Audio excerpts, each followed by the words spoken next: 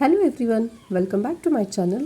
ನಾವು ಹಿಂದಿನ ತರಗತಿಯಲ್ಲಿ ನಾಮಪದಗಳ 5 ವಿಧಗಳ ಬಗ್ಗೆ ತಿಳ್ಕೊಂಡಿದ್ದೇವೆ.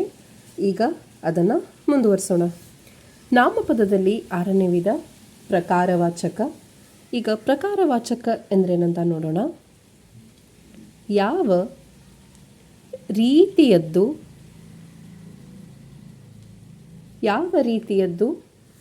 ಎಂದು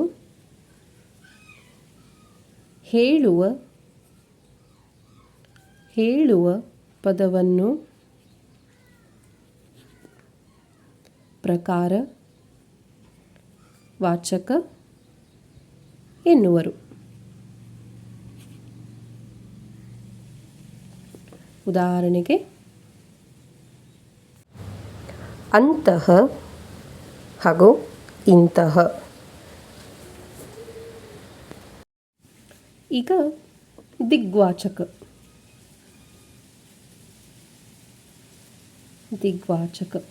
ದಿಗ್ವಾಚಕ ಎಂದ್ರೇನಂತ ನೋಡೋಣ. ದಿಕ್ಕುಗಳನ್ನು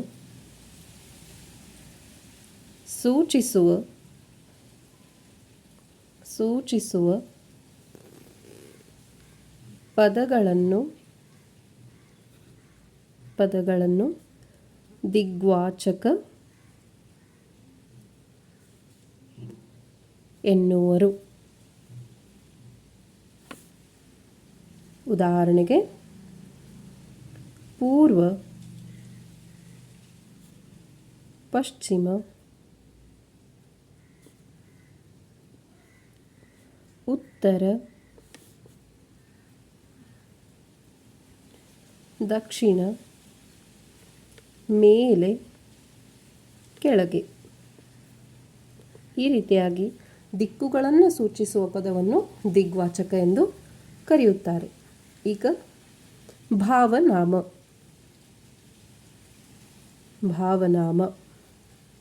ಭಾವನೆಗಳನ್ನು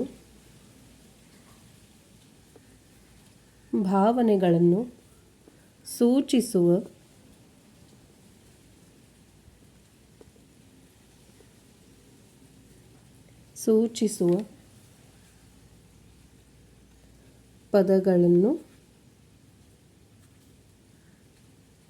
ಭಾವನಾಮ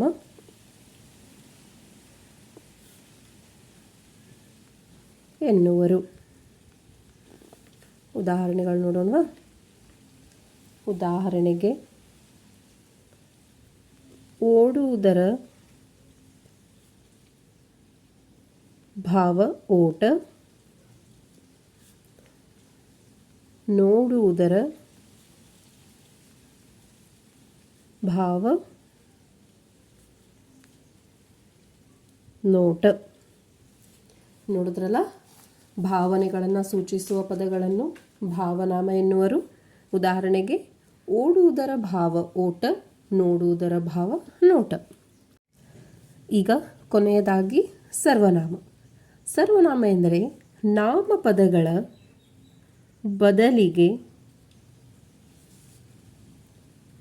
ಬಳಸುವಂತಹ ಪದಗಳನ್ನು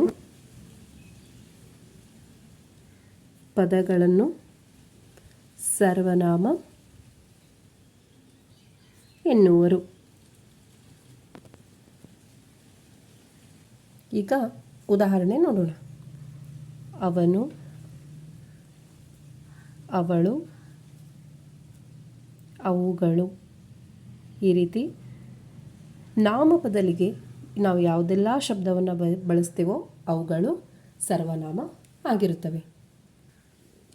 ಹಾಗಾದರೆ ಈ ಸರ್ವನಾಮದಲ್ಲಿ 3 ವಿಧಗಳು ಬರ್ತವೆ.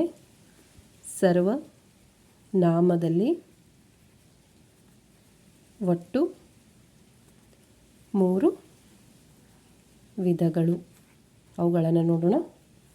ಮೊದಲನೆಯದಾಗಿ ಆತ್ಮಾರ್ಥಕ ಸರ್ವನಾಮ,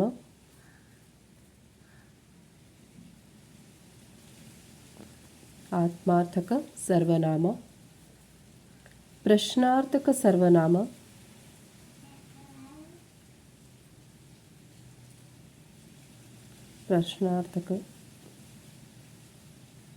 ಸರ್ವನಾಮ. ಮೂರನೆಯದಾಗಿ ಪುರುಷಾರ್ಥಕ ಸರ್ವನಾಮ. ಪುರುಷಾರ್ಥಕ ಸರ್ವನಾಮ. ಈಗ ಇವುಗಳ ಬಗ್ಗೆ ತಿಳ್ಕೊಳ್ಳೋಣ. ಹಾಗಾದರೆ ಈಗ ಆತ್ಮಾರ್ಥಕ ಸರ್ವನಾಮ ಎಂದರೆ ಅಂತ ನೋಡೋಣ. ತಾಯಿಯಿಂದ ಪ್ರಾರಂಭವಾಗುವ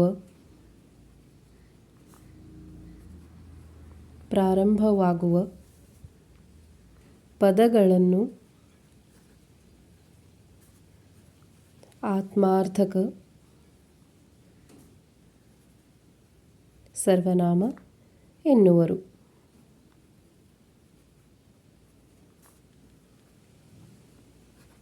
ಉದಾಹರಣೆಗೆ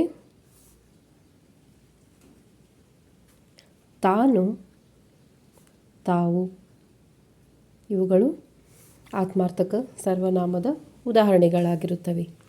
ಈಗ ಪ್ರಶ್ನಾರ್ಥಕ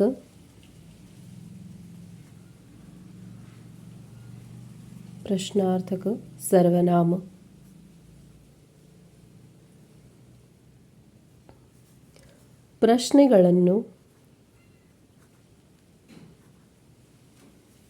ಪ್ರಶ್ನೆಗಳನ್ನು ಕೇಳುವ ಅಥವಾ ಸೂಚಿಸುವ ಪದಗಳನ್ನು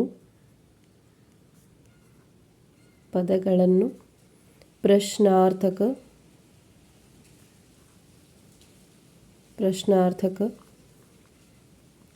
ಸರ್ವನಾಮ ಎನ್ನುವರು.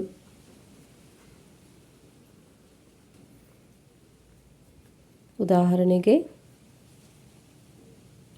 ಏನು, ಹೇಗೆ, ಏಕೆ ಈ ರೀತಿಯಾಗಿ ಪ್ರಶ್ನೆಗಳು ಬರುವ ಪದಗಳನ್ನು ಪ್ರಶ್ನಾರ್ಥಕ ಸರ್ವನಾಮ ಎನ್ನುವರು. ಈಗ ಮೂರನೆಯದಾಗಿ ನೋಡೋದಾದರೆ ಪುರುಷಾರ್ಥಕ ಸರ್ವನಾಮ. ಪುರುಷಾರ್ಥಕ ಸರ್ವನಾಮದಲ್ಲಿ ಮತ್ತೆ 3 ವಿಧಗಳು ಬರ್ತವೆ: ಉತ್ತಮ ಪುರುಷ, ಮಧ್ಯಮ ಪುರುಷ ಹಾಗೂ ಪ್ರಥಮ ಪುರುಷ. ಈಗ ಇವುಗಳ ಉದಾಹರಣೆಗಳನ್ನು ನೋಡೋದಾದರೆ ಉತ್ತಮ ಪುರುಷದಲ್ಲಿ ನಾನು, ನಾವು ಇದು ಏಕವಚನ ಹಾಗೂ ಬಹುವಚನ. ಈಗ ಮಧ್ಯಮ ಪುರುಷದಲ್ಲಿ ನೀನು, ನೀವು ಇದು ಕೂಡ ಹಾಗೆ ಏಕವಚನ ಹಾಗೂ ಬಹುವಚನ. ಪ್ರಥಮ ಪುರುಷದಲ್ಲಿ ಅವನು, ಅವಳು, ಅದು, ಇವರು ಇವುಗಳು ಉತ್ತಮ, ಮಧ್ಯಮ ಹಾಗೂ ಪ್ರಥಮ ಪುರುಷದ ಉದಾಹರಣೆಗಳಾಗಿರುತ್ತವೆ. ಹಾಗಾದರೆ ಈ ತರಗತಿಯಲ್ಲಿ ನಾಮಪದದ 9 ವಿಧಗಳನ್ನು ನೋಡಿದ್ವಲ್ಲ. ಹಾಗಾದರೆ ಮುಂದಿನ ತರಗತಿಯಲ್ಲಿ ಕ್ರಿಯಾಪದದ ಬಗ್ಗೆ ತಿಳ್ಕೊಳ್ಳೋಣ. ದಯವಿಟ್ಟು ಇನ್ನೂ ನಮ್ಮ ಚಾನಲ್ನ ಯಾರು ಸಬ್ಸ್ಕ್ರೈಬ್ ಮಾಡದೆ ನೋಡ್ತಿದ್ದೀರೋ ಪ್ಲೀಸ್ ಸಬ್ಸ್ಕ್ರೈಬ್ ಮಾಡಿ, ಪಕ್ಕದಲ್ಲಿ ಕಾಣುವ ಬೆಲ್ ಬಟನ್ನ ಪ್ರೆಸ್ ಮಾಡಿ. ಧನ್ಯವಾದಗಳು.